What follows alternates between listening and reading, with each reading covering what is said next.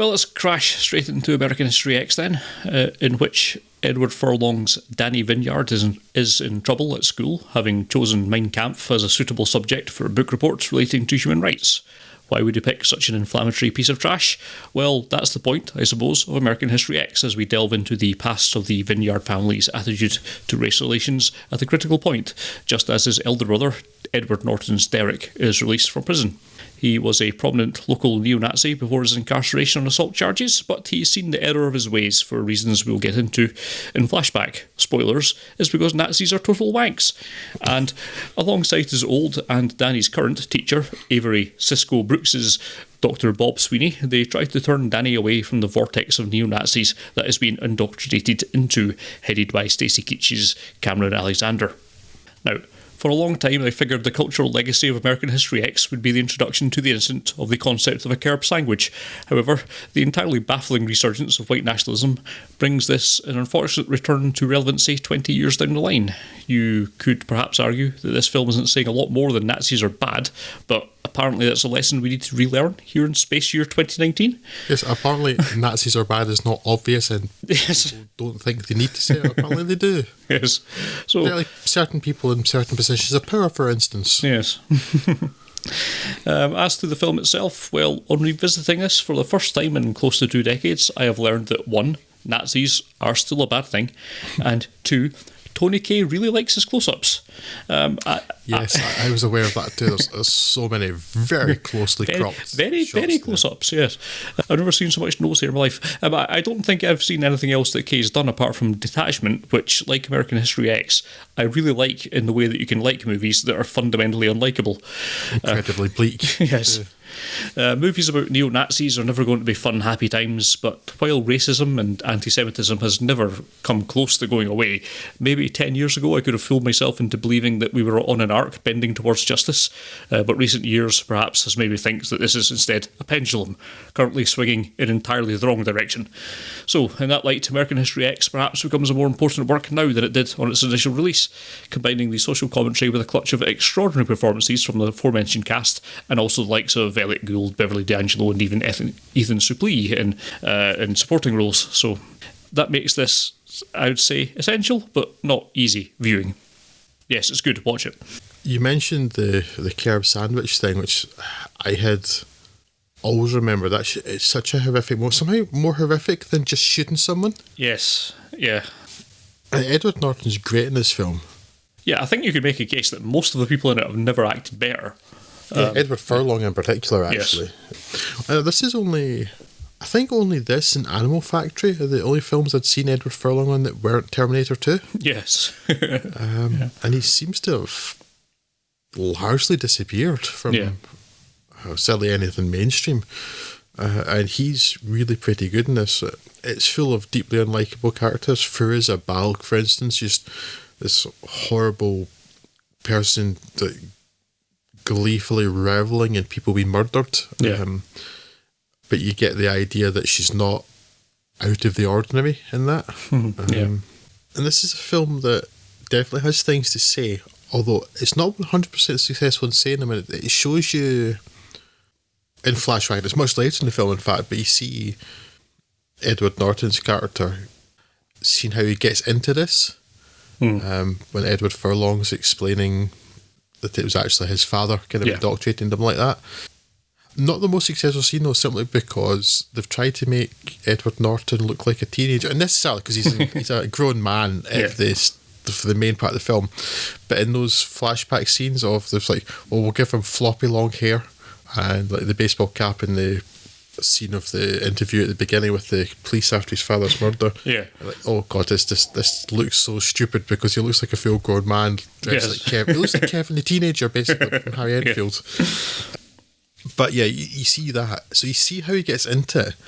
And you see bits of how he works his way out of his racism. That he's seen, first of all, I suppose you would call it delusion. That the people who profess to be the white supremacists in the prison aren't fully committed to the cause. Yeah. And then he begins to see that, the person that's treating him with the I would say decency, but it's more just like, just Common like humanity, yes. Yeah, just like he's a normal human, is the black guy that he works in the prison laundry with. Mm-hmm. The guy who makes him laugh, and he's just like basically friendly, just normal person. Yeah. As you can quite clearly see like the thinking there's like, wait a minute, well, this person is not the horrible subhuman person that people like Cameron have clearly pegged him as. Yeah. I just wish there had been a bit more of seeing him sort of working through that stuff. It's also a criticism I have of the other film we're covering too, but this one actually has some of it.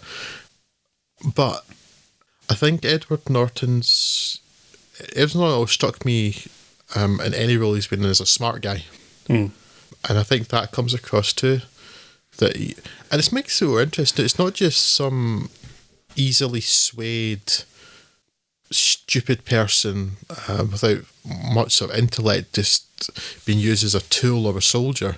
It's like quite clearly an erudite, clever person capable of thinking for himself that somehow has been persuaded to think terrible, terrible, wrong things. Yes, and use that to manipulate others.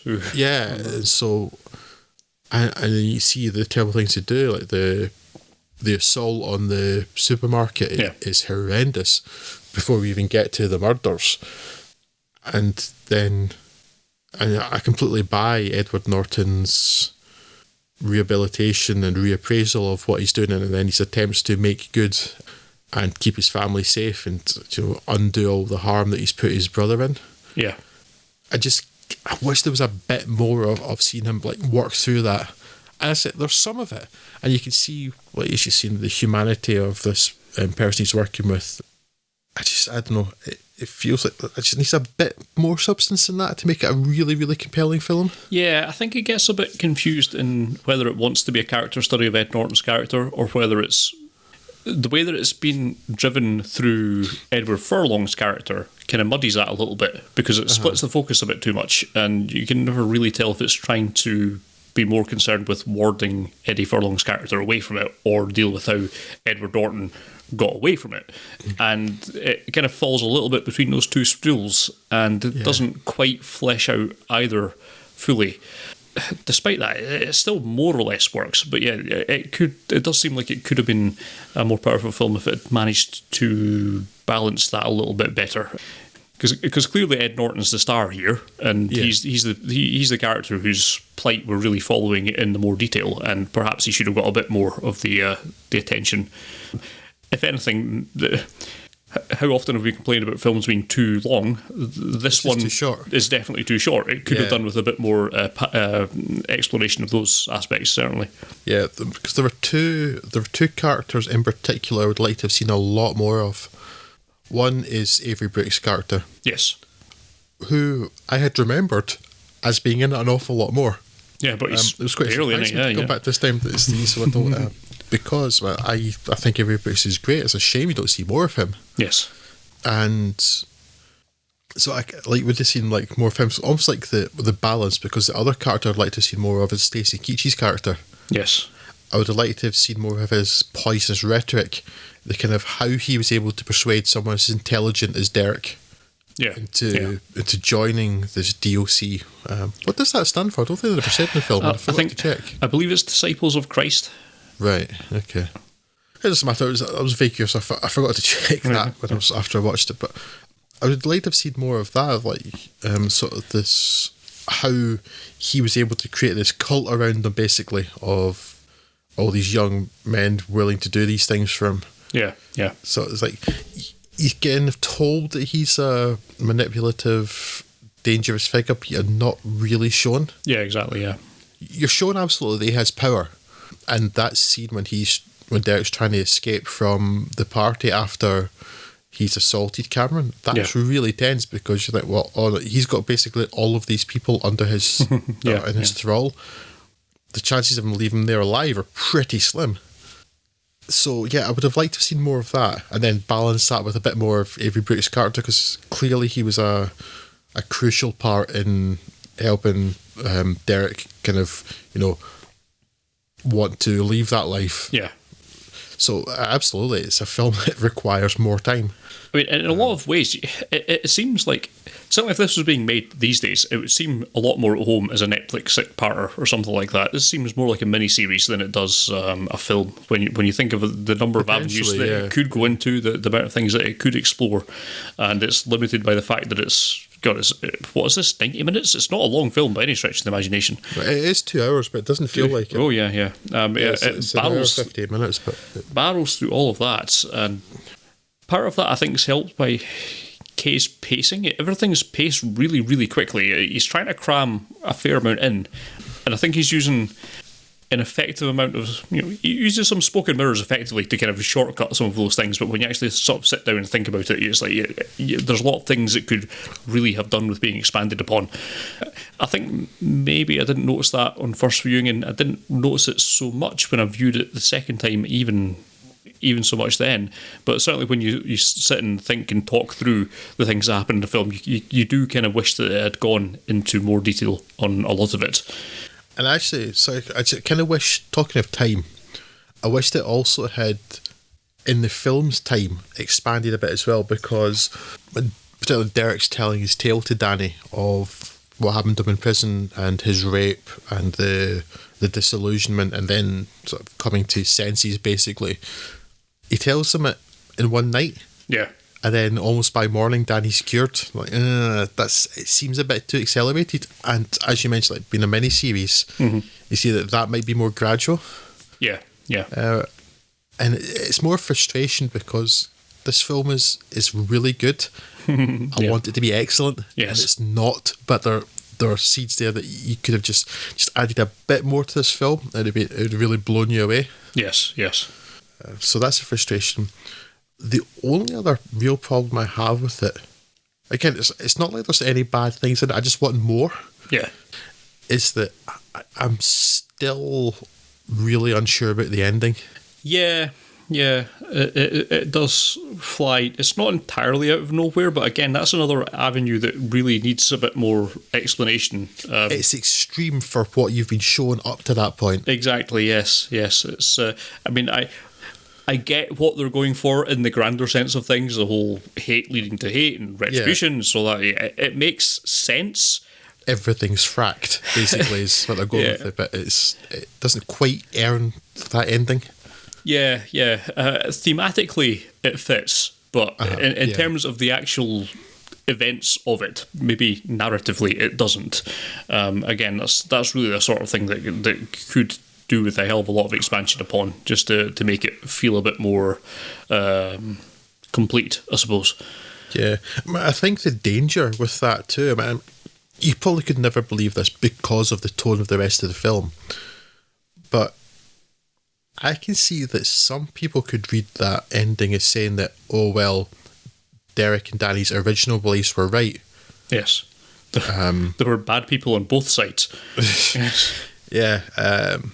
It's just stupid, angry young men, the violence begetting violence, all that stuff. It feels a bit.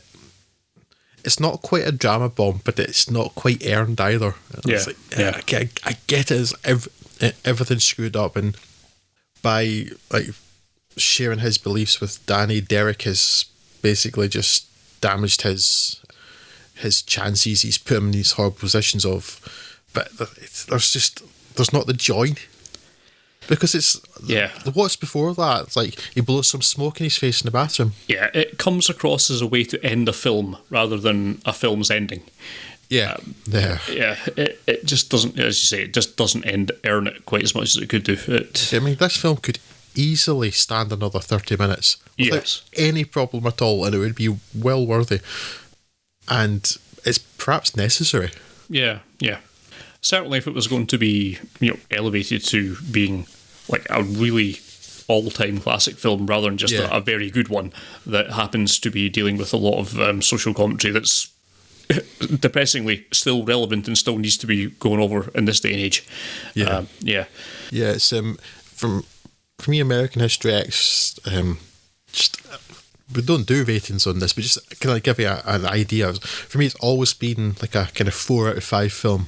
Yeah. Again, in this watch, it's still a 4 out of 5 film, but you can see just with an extra 20-30 minutes, a bit more exposition of character, maybe a bit more, and it could easily be a 5-star film. Could be just an absolute classic. Yeah. And I find it frustrating. Yes. I want this film to be better. I want more of it, which is definitely the better way to be when you've got to end a film, even one dealing with as unpleasant a topic as this. Yeah. And of course, it's easy for us to armchair direct after the fact, but I don't know what limitations they had in terms of budget, in terms of constraints and all the rest of it. But yeah, it does seem like it's just a slight waste. Yeah, but while we have then some issues with American History X, it's really, it comes down to we'd like more of it. Yeah. Not that they're particularly negative things. Yes, I mean, it's still an incredibly powerful film, even after 20 years. It still remains incredibly relevant, and it's still something that, again, recommending is hard to. It's not an enjoyable film to watch, but it's something that does feel like it's still a powerful experience that you could have while watching film, and that's obviously something you need to open yourself to. You can't all just be watching Fast and Furious. This is it's an important work. It's certainly stood the test of time, and it's something that you should probably be looking at if you haven't done so already. And even if you have done it, it's probably worth revisiting at this time. So I've just recalled one thing but if there's a complaint I do have with this film, and it doesn't really affect the subject matter at all, so it's almost tangential to that, but I'm not sure about the score in this film. It feels like the score for a war movie, and maybe that's deliberate, because in a way it is, I guess. Yeah. A war for hearts and minds as well as like a war for the streets as it begins. But I just thought that was an odd choice. There's so many bits. The first time I was really, really aware of it was in the basketball courts near the start when they're playing for like either the white guys or the black guys leave those courts for good, whichever one it is. Yeah. But it did feel like a score far more befitting of a war film, which I thought was, again, possibly deliberate. I can see why it would be deliberate. I thought it was an odd choice and didn't quite fit for me. I don't know if you even noticed that, Scott. Yeah, I guess I didn't notice it all that much. I mean, to be honest, I can't even remember the scores. Is this a bit more like orchestral scoring that was going on, or what was the... Oh yeah, it was orchestral. It was very much the type of orchestral. It really, really felt like the sort of thing you would have got in a... Maybe not a Saving Private Ryan. A sort of slow motion dramatic shot of someone running through a field, that kind of thing. And sort of swelling strings and stuff. And it definitely really did feel like a war movie score. Yeah, no, I can see that being a little bit discordant. It didn't, I guess, bother me all that much because I didn't really notice it until you'd said it. I mean, now you've said it, yes, it does feel a bit strange, but it didn't really occur to me at the time. That is a bit weird. I may have to think on that further. Yeah, it doesn't change how I feel about the film at all. I almost it was kind of like a separate part going on in my mind at the time because because what was happening was far more engaging. Yes, yes. And it doesn't change my feeling about the film at all. I was aware of it more than it being bothered by it, if that makes sense. Yeah. Curious. Yeah, but it's a very rewarding film. Certainly the best I've ever seen Edward Furlong. Again, of all the 3 films I've seen Edward Furlong that I can recall. It may be Ed Norton's best performance. I like Ed Norton a great deal. I've seen him in many, many films, but even as like a year before Fight Club, I think this may be Ed Norton's best performance. It's probably his most important work. He's been good in most things really. Yeah. Incredible Hulk aside. But yeah, this is the one thing that's kind of comported the importance of the subject matter with his performance, and it's I would agree it's probably the best thing I've seen. It's the best I've seen Edward Norton be in his career so far. I mean, I like Fight Club a lot. I enjoy Fight Club more than this film. It's a better film, but it's not as important a film, so there's that too. Yeah. Unless they're suggesting making soap from fat women's buttocks is more important than white supremacy. I'm guessing most people are not going to make that argument.